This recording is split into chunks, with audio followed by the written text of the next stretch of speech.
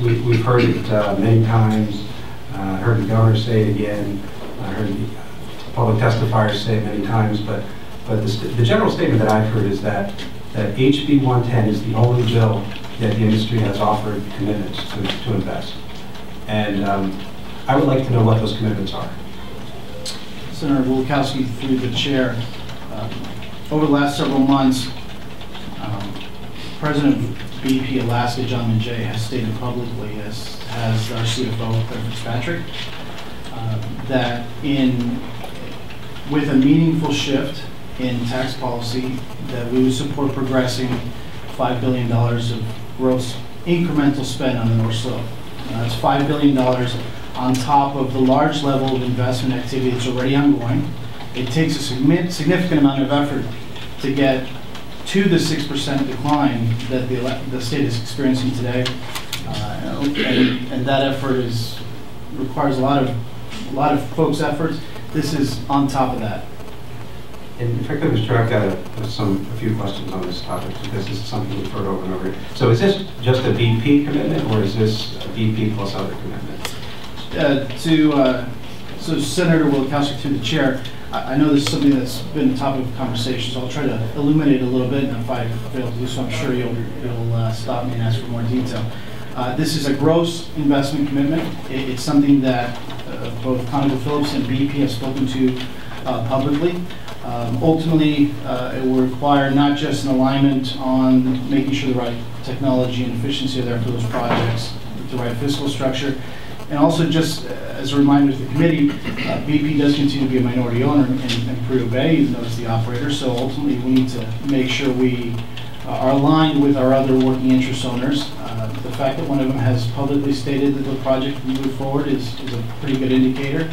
And we've also provided some specifics about what those projects would be. So BP has talked about the iPad project. We've talked about SAG redevelopment, which I spoke to a little bit last week during my testimony. And we've also talked about incremental drilling opportunities at both Prudhoe Bay and Park. Now, I believe ConocoPhillips can share with you later what they've stated publicly.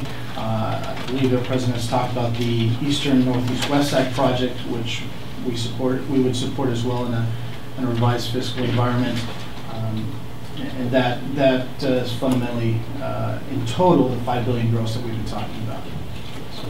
Mr. Chair, so you've got iPad. How much is for iPad? How much of the $5 billion? Yes. iPad. Well, Senator Wilkowski, through the chair. I know that the total of the four equal over $5 billion. Now, I think it's important to keep in mind that at this stage of those projects, they are, from a project perspective, there's a wide range. So for me to give you a specific number, any of those, what I do know, because I know we wouldn't speak to this publicly externally, is that the sum of those projects equals over $5 billion.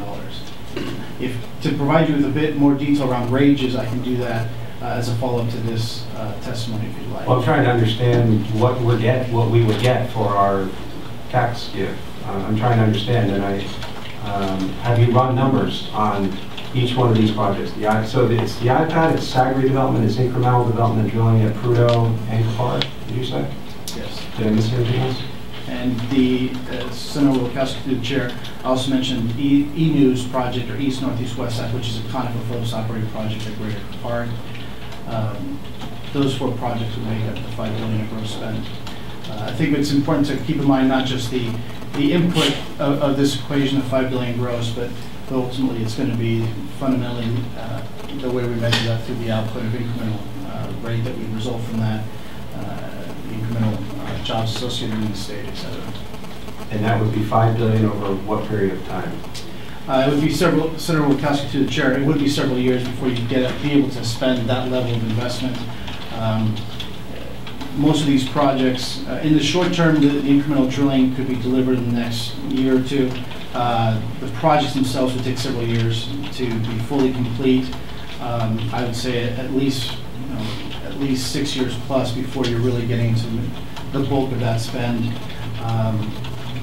I can't provide you the exact phasing because ultimately it's going to depend on how the specific projects mature and how they progress. and within the resources available.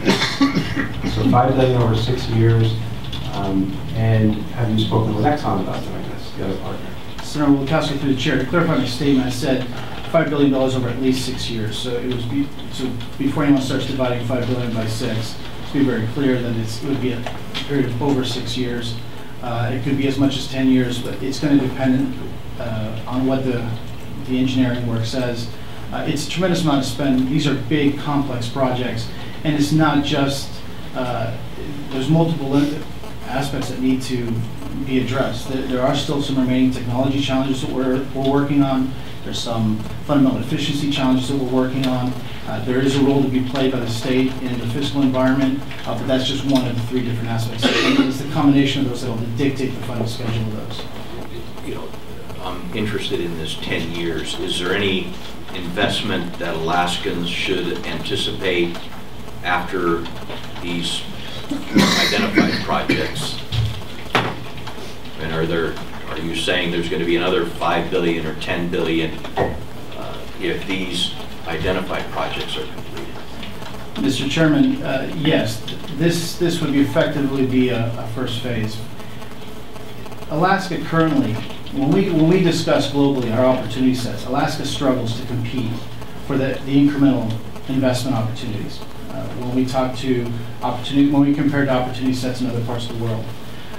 The $5 billion is a next phase. The suite of projects that we feel most comfortable we've made progress on the various technology efficiency fronts, the things that we control. Beyond that, there are other opportunities that would be enabled by the aspects of the challenges that the legislature controls around the tax policy. And with respect to 0 and 10 years, you know, you've heard the term in your opening, stemming the decline. Do you believe incrementally another 400,000 conventional barrels of oil from state land will be derived from this $5 billion in the next 10 years? Senator Pascavan, I don't want to set a specific production target for 10 years out for those projects. I think it's going to take more than just these $5 billion to reach that level. But as you asked earlier, there are other projects that, with the right fiscal environment, if we had a fiscal structure with bracketing around progressivity that was a meaningful change to ACEs, there would be follow-on opportunities that would materially stem the decline that we're seeing today. We're still seeing a 6% decline. We would expect to see a material offset to that in a meaningful, with a meaningful change to the tax policy. Ultimately, the question is when you use the term material offset, is that just within the hyperbolic rate of decline? So, Mr. Chairman, the investment that we make today, the investment we make every day, moves the production line from what could be a 15% decline to the 6% we see today. It takes a tremendous amount of investment to get to the 6. To get beyond that, it takes big material projects, very complex projects. $5 billion is a first phase of what those could be, but that'll only happen if the tax policy that's in place enables them to happen and makes it Alaska competitive with other opportunities around the world. Co-Chair Senator Wagner had a question, then Senator French. Let's forget about a lot of the stuff we've heard here already today. Do some simple math. If the legislature were to vote to give back to companies the take we've done on progressivity, we take the progressivity down to where 110 is, or where Senator McGuire's B4 and B5 is, that's $1.5 billion. And you're talking about a $5 billion spend in 6 years. Within 6 years, you're going to get $9 billion credited back to you by the give on progressivity. In 10 years, you're going to get $15 billion credited back. So whose $5 billion are we talking about investing to bring these projects online? And through the chair, The $5 billion of projects, as I said, is the first phase of opportunity, and there are opportunities after that. As you yourself pointed out during last week's hearing, when we first developed Prudhoe Bay, it required a significant infusion of spend without any revenue, and that's what it requires to create a new business, a significant upfront investment.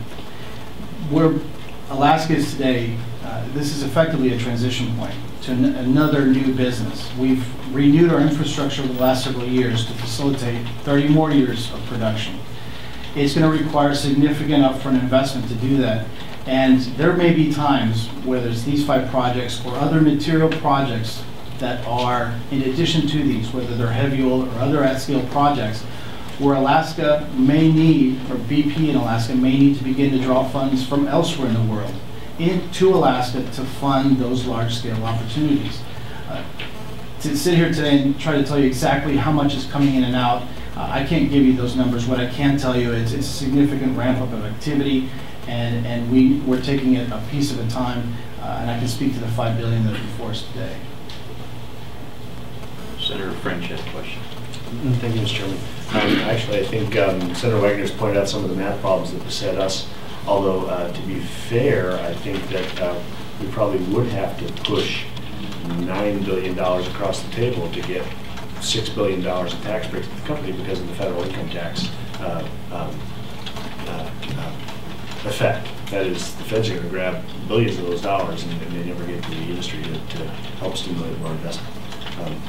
My question actually goes back to something that Senator Wachowski asked that didn't get addressed, and that was the role of Exxon in this investment scheme. Senator French, the chair, is the question, have we discussed these projects with Exxon, or is the question, what is Exxon's position? Both. Yeah, have you discussed with Exxon, what's their position? Are they contributing to the $5 billion? Because when you said $5 billion, you mentioned you and Conoco, and you did not mention Exxon. Senator French, to the chair. Yes, we have discussed these projects and others. We regularly discuss hopper opportunities with our working interest owners. Those conversations involve not just the economics, but also fundamentally the technical challenges, the efficiency challenges, and it's that debate that often ensures that we are staying focused on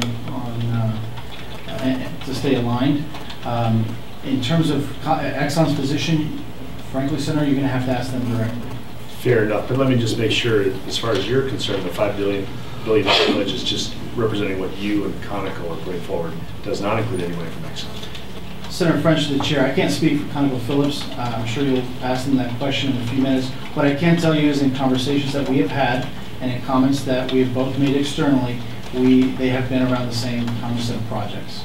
And that's a combined spend between your two companies. Senator French, to the chair, yes. And with respect to Prudhoe Bay, what percentage of ownership does Exxon have there? I forget. I know it's a stake, but I can't remember. Just know roughly. It doesn't have to be exact, just roughly. Senator French, to the chair, let me correct my previous statement just to be very, very clear. The $5 billion is the total gross spend, not just BP and Conoco's share. It would include Exxon's share of that $5 billion. It's the $5 billion of project spend. I just want to make sure that's clear. So you are including the Exxon in the $5 billion? Senator French, the chair, yes. The $5 billion is the total estimate for those 4 investment opportunities. We're not differentiating around who would pay for what amount. We're talking about what level of investment ultimately would benefit the state of Alaska with meaningful tax change. But you're also telling me to go check with Exxon as to their position on this. Senator French, the chair, what I'm saying is you can only ask Exxon specifically whether they are prepared to move forward with those projects at what velocity. I can't speak on behalf of ExxonMobil. And I'm not asking you. But let's go back to the Prudhoe Bay ownership issue. How much of Prudhoe does Exxon own? Senator French, the chair, approximately 35%, roughly the same amount as ConocoPhillips. BP owns approximately 26%. Nobody is a majority. No single company is a majority owner. Senator French, the chair, without getting into the decimals, I couldn't answer that question, but yeah, fundamentally, the way the contract, the operating agreement for Prudhoe Bay works is it requires the 3 parties to agree to move something forward. That's the point I was getting at. I've actually had one of the most illuminating conversations I ever had, maybe in my time in the legislature, was during a lunch with Jeff Lowenfels, who is, if nothing else, a highly entertaining individual, and he's absolutely focused on the Prudhoe Bay Operating Agreement as being sort of the single document that people have to understand in order to get sort of what's going on in the North Slope. I don't know if it's true or not, but that's just his perspective. It inspired me to get a copy of the Prudhoe Bay Operating Agreement that I have in my office. It's 8 binders long. You know it. It's a very complex document. But my understanding of the Prudhoe Bay Operating Agreement, as much as I've dipped into it and read it, is that your position is correct. It requires the agreement of all 3 owners to proceed with an investment in Prudhoe Bay. And that leaves me with the deep fear that you can pledge $5 billion and in all good faith believe it and have the check ready to write. And Exxon can say, no, we don't like it, and we're not going to do it. And then we're all back to zero. That's my fear.